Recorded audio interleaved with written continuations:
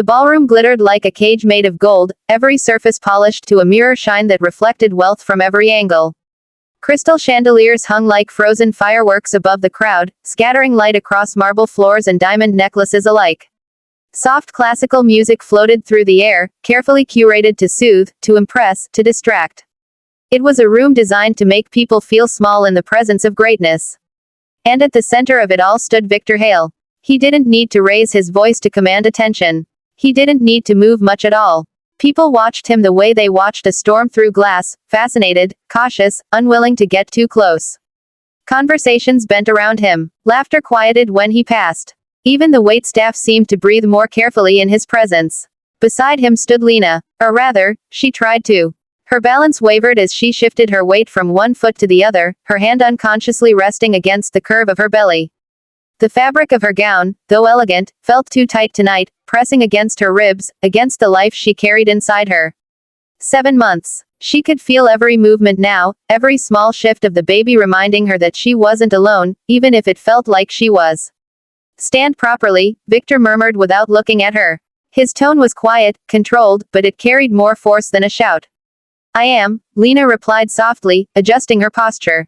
Not like that. His eyes flicked toward her, cold and precise, scanning her as though she were an investment performing below expectations. She straightened further, ignoring the ache in her back. Around them, a group of investors laughed at something one of them had said, though their attention kept drifting back.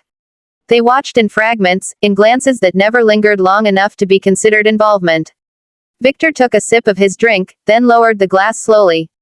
You're trembling, he said. I'm just tired. You don't get to be tired tonight. Her fingers tightened slightly over her stomach. The baby shifted, as if sensing the tension coiling through her body. She swallowed. I've been on my feet for hours. And whose fault is that? He cut in smoothly. Lena didn't answer. Because there was no right answer. Victor stepped closer, close enough that no one else could hear, but far too close for comfort. Do you have any idea how important this evening is? He asked. How many deals depend on perception? On image. I haven't done anything wrong, she whispered. His expression hardened. That, he said, is exactly the problem. Before she could react, his hand closed around her arm, not violently at first, but firmly enough to send a sharp pulse of pain through her. Her breath hitched. Victor, please, smile, he said under his breath. Or at least try not to look like a liability. She forced her lips to curve, though her eyes betrayed her.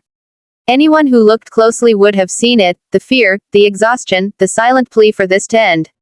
But no one looked closely. Or if they did, they looked away just as quickly. The music swelled slightly as the orchestra transitioned into another piece. Applause rippled politely through the room, giving Victor a momentary cover. He released her arm only to step back, studying her again. Pathetic, he muttered. The word landed heavier than a shout. Lena's vision blurred for a second. She blinked rapidly, trying to steady herself, trying to focus on anything but the weight of his gaze.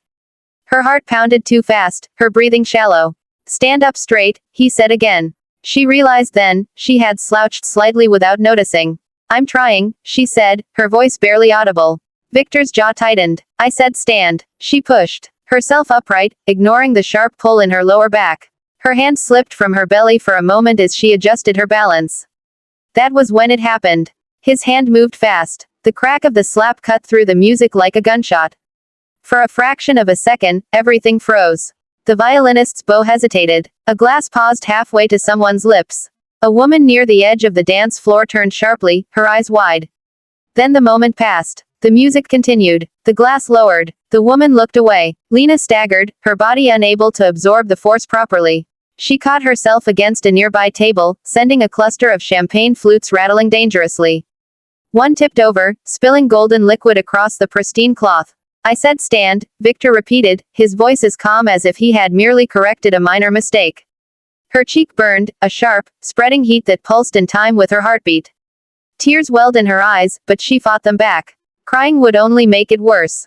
I am standing, she whispered. Barely. Her hand flew back to her stomach, instinct overriding everything else. The baby moved again, stronger this time, and panic surged through her. Please, she said, her voice trembling now despite her efforts. The baby. Don't, Victor snapped, his composure cracking just enough to reveal something darker beneath. Don't use that as an excuse. It's not an excuse. Another shove, not as loud as the slap, but just as cruel. She stumbled again, her hip hitting the edge of the table.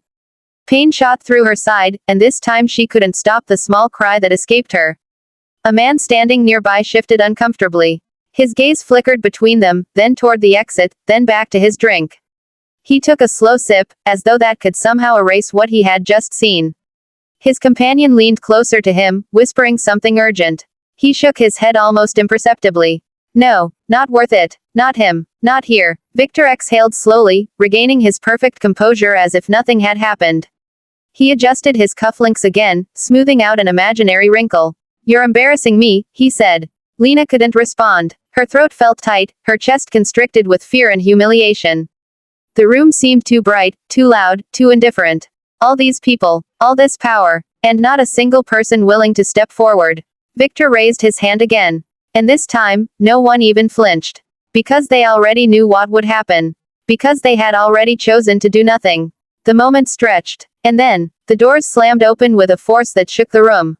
The sound echoed, cutting through music, through silence, through pretense.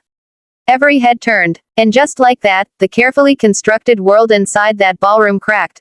The echo of the doors slamming open didn't fade, it lingered, vibrating through the marble floor, through the glasses, through the carefully constructed calm of the room. For a moment, no one moved. Not the musicians, though their hands faltered on strings and keys. Not the guests, frozen mid-breath, caught between curiosity and fear. Even Victor Hale stood still, his raised hand suspended in the air, as if the interruption itself had broken the rhythm of his control. Then slowly, almost reluctantly, he lowered it. The men at the entrance didn't rush in. They didn't need to. Their presence alone shifted something fundamental in the room. Leather vests worn and creased from years on the road. Heavy boots that struck the marble with deliberate weight. Faces marked by time, by fights, by loyalty earned in ways money couldn't replicate. They didn't belong in a place like this. And yet, suddenly, it felt like they were the only ones who did. At the front stood the man with the scar, faint but jagged, cutting through his eyebrow and disappearing into his temple. His eyes were steady, unreadable, but not cold. There was something else there. Something grounded. Something that didn't bend. His gaze swept once across the room. Taking everything in. The chandeliers. The tuxedos. The fear. Then it stopped on Lena. She hadn't moved from where she stood, one hand gripping the edge of the table, the other wrapped protectively around her belly. Her chest rose and fell unevenly, her eyes wide, not just with fear now, but with something unfamiliar. Disbelief. Then the man's gaze shifted to Victor. And hardened. Party's over, he said. His voice wasn't loud, but it didn't need to be. It carried with a certainty that cut through every whispered conversation, every unspoken rule of the room. Victor blinked once, as if recalibrating. Then he smiled. It was the kind of smile that had closed billion-dollar deals and crushed competitors without a second thought. Polished. Controlled. Dangerous. Do you have any idea where you are? He asked, turning fully to face them. No one spoke behind him. No one dared. Yeah, the biker replied, taking a slow step forward. Looks like a place where people forget what being human means. A ripple moved through the crowd, subtle, but real. A shift of weight, a flicker of discomfort. The words landed harder than anyone wanted to admit. Victor let out a short laugh, though it lacked warmth. You're trespassing. Maybe, another biker said from behind him, his voice rougher, edged with something less patient. But that's not the biggest problem in this room. Victor's eyes flicked briefly toward the side doors. Security. They're busy, the second man interrupted. We made sure of it. That landed. A pause followed, long enough for the meaning to settle, for the edges of Victor's control to fray ever so slightly. This doesn't concern you, Victor said, his tone sharpening. The scarred man took another step forward. Now he was close enough that the distance between him and Victor felt intentional.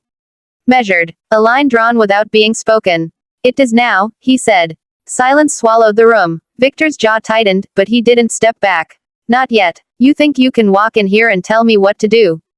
No, the man said evenly. I think I can walk in here and stop you. The simplicity of it hit harder than any threat.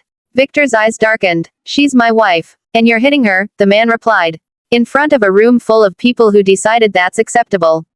A few guests shifted uncomfortably. Someone set their glass down too quickly, the soft clink loud in the quiet. That's not your concern, Victor repeated, though the certainty in his voice had dulled just a fraction. Behind the scarred man, the other bikers spread slightly, not aggressively, not rushing forward, just positioning. Quietly, deliberately, enough to make it clear that this wasn't just one man speaking. This was a line no one here had been willing to draw. Until now. Victor turned slightly, reaching for Lena again, perhaps to prove a point, perhaps to reassert control. His fingers never touched her. The scarred man moved faster than anyone expected. One step. That was all it took.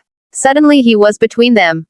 Close enough that Victor had to tilt his head just slightly to maintain eye contact. Try that again, the biker said quietly, and this becomes something else. No raised voice. No dramatic gesture. Just certainty. Victor held his gaze. For a moment, it felt like the entire room balanced on that single exchange.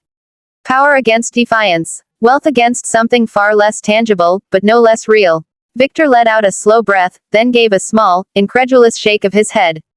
You think violence solves anything? The biker's expression didn't change. Funny thing to say. A faint murmur passed through the crowd, quickly stifled. Victor's eyes flicked around the room. And for the first time, he saw it. Not admiration. Not fear alone. Something else. Doubt. The room wasn't fully his anymore. That realization settled heavily. He took a step back. It was subtle, controlled, but unmistakable. The shift was immediate. You're out of your depth, Victor said, though the edge had dulled further now. This will cost you. Maybe, the biker replied. But not as much as it'll cost you if you touch her again. Behind him, one of the other bikers approached Lena slowly, careful not to startle her. Ma'am, he said, his voice gentler than anything else in the room, can you walk? Lena blinked, as if pulling herself back into her body. Yes, she managed, though her legs trembled beneath her. That's okay, he said. We've got you. He didn't reach for her immediately. He waited, giving her the choice. The space. Something no one else had offered her all night. She nodded, and only then did he steady her, one hand light at her elbow. Victor's voice cut in again, sharper now. She's not going anywhere. Every biker shifted. Not loudly. Not dramatically. But enough. Boots grounded. Shoulders squared. A wall, not of aggression, but of consequence. The scarred man tilted his head slightly. You really want to test that? Victor looked at them. Then at the room. At the people who had once reflected his power back at him like mirrors, now looking away, uncertain, unwilling to meet his eyes. At Lena. Standing, but no longer entirely alone. And in that moment, something unfamiliar crept in. Not fear, but the absence of absolute control. His lips pressed into a thin line. Go, he said. The word dropped heavily into the silence. No one moved at first. As if they needed to hear it again to believe it. But the bikers didn't wait. One of them shrugged off his jacket and gently placed it over Lena's shoulders, covering the marks, the trembling. They didn't rush her. They didn't pull. They walked with her, step by step. At the door, she hesitated. Just for a second, she turned her head, not toward Victor, but toward the room. Toward the people who had watched. Who had chosen silence. Her expression didn't accuse. It didn't plead. It simply remembered. Then she turned away. The doors opened, and closed behind them with a soft, final sound. Inside, the music didn't resume. No one spoke. Victor stood in the center of the ballroom, surrounded by light, by wealth, by everything he had built. And for the first time in a long time, none of it felt like power.